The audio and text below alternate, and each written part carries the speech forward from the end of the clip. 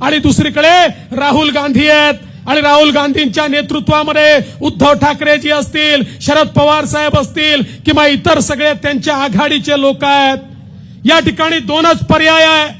कुठलंही मत घड्याळावर मिळो, धनुष्यबाणावर मिळो किंवा कमळावर मिळो, ते मत नरेंद्र मोदीजींना जातं.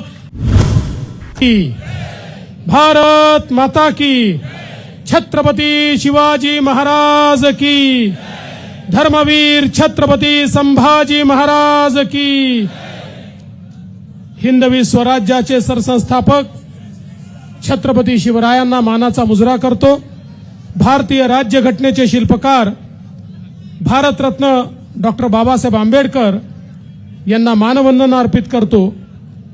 आजच्या उमेदवारी अर्ज भरण्याच्या या अतिविशाल सभेमध्ये मंचावर उपस्थित महाराष्ट्राचे लोकप्रिय मुख्यमंत्री माननीय एकनाथराव शिंदेजी, महाराष्ट्राचे अत्यंत धडाडीचे उपमुख्यमंत्री सन्माननीय अजितदादा पवारजी, माननीय रामदास आठवलेजी, माननीय प्रफुल्ल पटेलजी, चंद्रकांत दादा पाटीलजी, नीलमताई गोरे, या ठिकाणी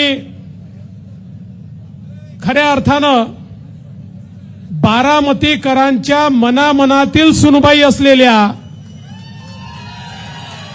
बरोबर आहे ना, बाहेरच्या नाही, बारामतीकरांच्या मनामनातील सुनबाई असलेल्या सुनेत्राताई पवार, पुण्याचे आपले मुरलीधर मोहोळ, मेधाताई कुलकर्णी, भीमराव अण्णा तापकीर, राहुलदादा कुल, दत्तामामा भरणे, कांचनताई कुल, सिद्धार्थ शिरोळे, माधुरीताई मिसाळ, चेतनजी तुपे, दिलीपजी मोहिते, सुनीलजी टिंगरे, विकासजी महात्मे, हर्षवर्धनजी पाटील, प्रदीपदादा रावत, आनंदजी परांजपे, विजयजी शिवतारे, रुपालीताई चाकणकर, शरदजी ढमाले, अशोकजी टेकवडे, बापूजी पठारे, वासुदेव नाना काळे, धीरजजी घाटे, नवनाथजी पडळकर, रमेशजी थोरात, जालिंदरजी कामटे, प्रवीणजी माने, बाबा जाधवराव, प्रदीप गारटकर, रमेश बाप्पू कोंडे, दिगंबरजी दुर्गाडे, बाबा जगदाळे, परशुराम वाडेकर, केशवराव जगताप,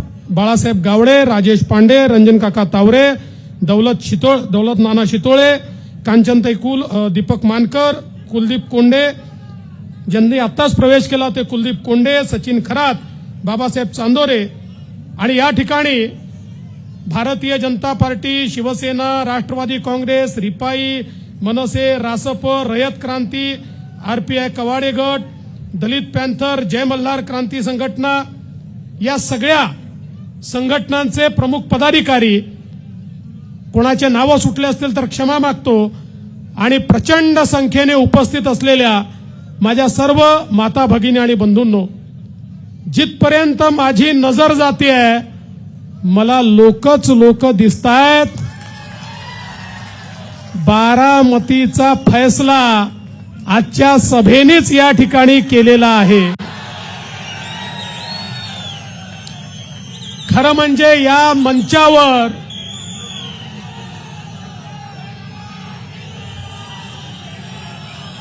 मंचावर जी शक्ती बसलेली आहे, जिंकण्याकरता 7-8 लाख मतं लावतात, पण या मंचावर बसलेल्या बारामतीच्या नेत्यांची गोळाबेरीज केली तर 12-15 लाख मतं तर या मंचावरच बसलेले आहेत.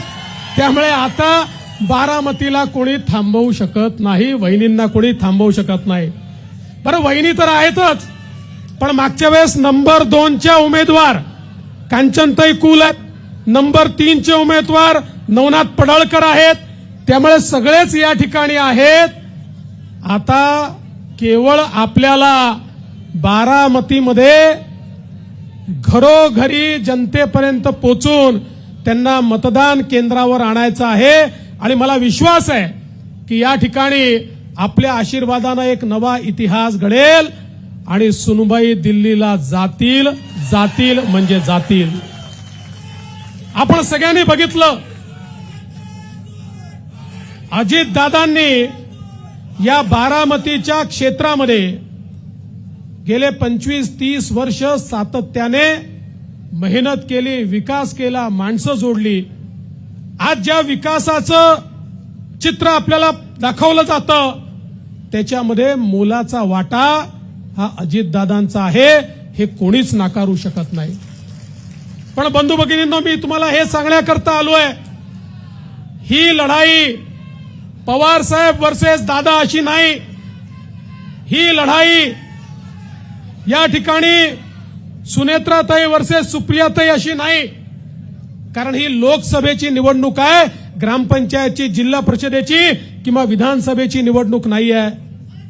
ही निवडणूक देशाचा नेता निवडण्याची निवडणूक आहे. या ठिकाणी देशाचा नेता कोण होईल, कोणाच्या हातामध्ये आम्ही भारत देश देऊ, याचा निर्णय करणारी निवडणूक आहे.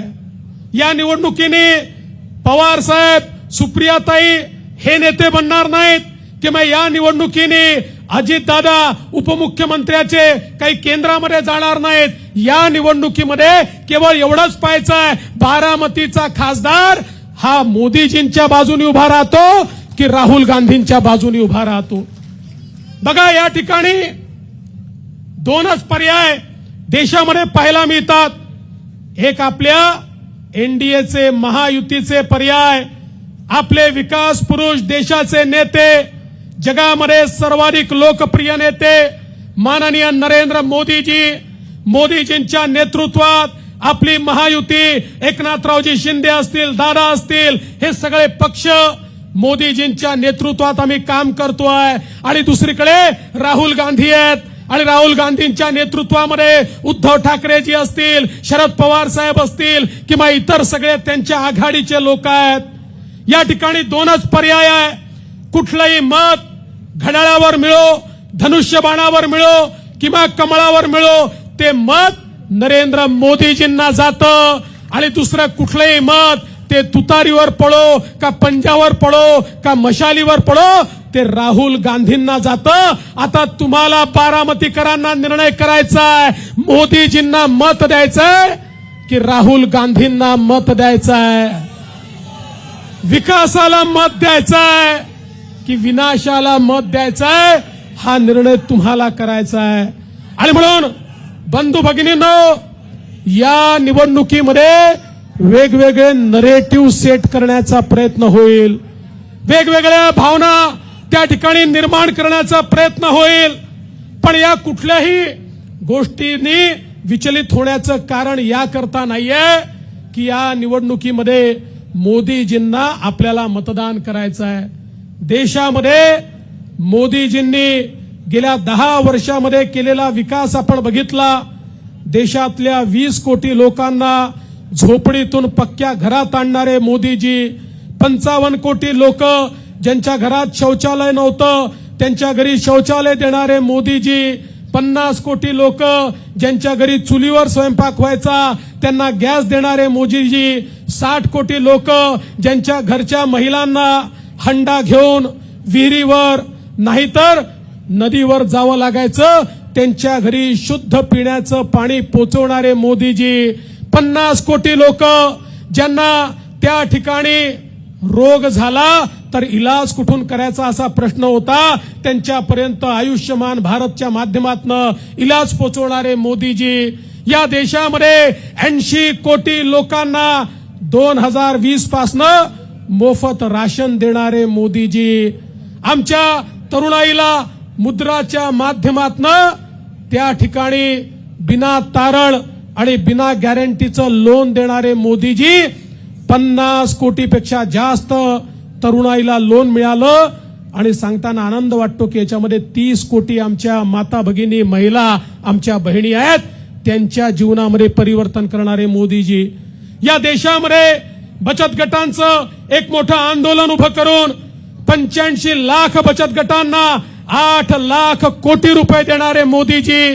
या देशातल्या आमच्या दलित समाजामध्ये उद्योजक तयार झाले पाहिजेत म्हणून प्रत्येक बँकेला तुमच्या प्रत्येक ब्रँच मधनं दलित समाजाच्या तरुणांना लोन द्यावंच लागेल आणि दिलं नाही तर तुमच्या बँकेचा लायसन्स रद्द होईल असं सांगून या देशामध्ये दलित उद्योजक तयार करणारे मोदीजी, आमचे 12 बलुतेदार ज्यांनी पारंपरिक व्यवसाय केला त्यांचा व्यवसाय वाढला पाहिजे, त्यांना मदत मिळाली पाहिजे, त्यांच्या भावी पिढ्यांना आधुनिकतेने व्यवसाय करता आला पाहिजे, म्हणून या ठिकाणी 30,000 कोटी रुपयाची योजना आणणारे आपले मोदीजी आणि आमच्या आदिवासी समाजाच्या उत्थानाकरता 24,000 कोटी रुपयाची योजना आणणारे मोदीजी, आज समाजाच्या प्रत्येक घटकाला त्या ठिकाणी मोदीजींनी ज्या प्रकारे एक मदत केली आहे, समोर आणण्याचा प्रयत्न केलाय आणि खऱ्या अर्थानं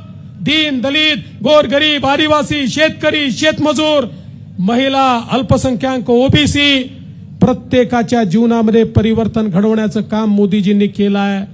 आणि हे सगळं करत असताना मोदीजींनी सांगितलं पिछले 10 साल तो केवल ट्रेलर था, असली पिक्चर अभी बाकी है। पुढच्या 5 वर्षामध्ये एक बदललेला भारत आपल्याला पाहायला मिळणार आहे, एक मजबूत भारत, जो भारत संरक्षित आहे, ज्या भारताकडे कोणी वाकडी नजर करून पाहू शकत नाही, अशा भारताच्या निर्मितीची ही निवडणूक आहे। ही गल्ली बोळातली निवडणूक नाही आहे बंधू भगिनींनो। या देशाची सुरक्षा कोण करू शकतं, गरिबाचा विकास कोण करू शकतं, देशामध्ये इन्फ्रास्ट्रक्चर कोण तयार करू शकतं, या सगळ्या गोष्टींचा फैसला करणारी निवडणूक आहे। आणि म्हणून मी बारामतीकरांना एवढीच विनंती करण्याकरता आलो आहे, महाराष्ट्रामध्ये एकनाथरावजी शिंदे, अजितदादा, आम्ही सगळे मिळून एक मजबूत सरकार देतो आणि आमच्या सोबत आमच्या डोक्यावर मोदीजींचा हात आहे, मोदीजींचा आशीर्वाद आहे, केंद्र सरकारची साथ आहे। आणि त्याच वेळी बारामतीतून देखील तुम्ही 400 पार मध्ये बारामतीचा प्रतिनिधी पाठवला तर मला विश्वास आहे की बारामतीच्या विकासाच्या प्रयत्नांना या ठिकाणी मोठी मदत मिळेल। आणि म्हणून फार वेळ आपला घेणार नाही, एवढीच विनंती करतो, आपण सगळ्यांनी घड्याळाची बटन दाबायची आहे। घड्याळाची बटन दाबली की वोट सुनेत्राताईंना मिळेल, पण त्याच वेळी वोट मोदीजींना देखील मिळेल। मोदीजींना मतदान करण्याकरता सुनेत्राताईंना निवडून द्या, एवढीच विनंती करतो आणि माझं बोलणं संपवतो। धन्यवाद। जय हिंद, जय महाराष्ट्र। देश विदेशातील प्रत्येक घडामोडींचे लाईव्ह अपडेट मिळवण्यासाठी आता साम टीव्हीच्या सर्व सोशल मीडिया प्लॅटफॉर्मला लाईक, फॉलो आणि सबस्क्राईब करा। तसंच सर्व नोटिफिकेशनसाठी बेल आयकॉन प्रेस करायला विसरू नका।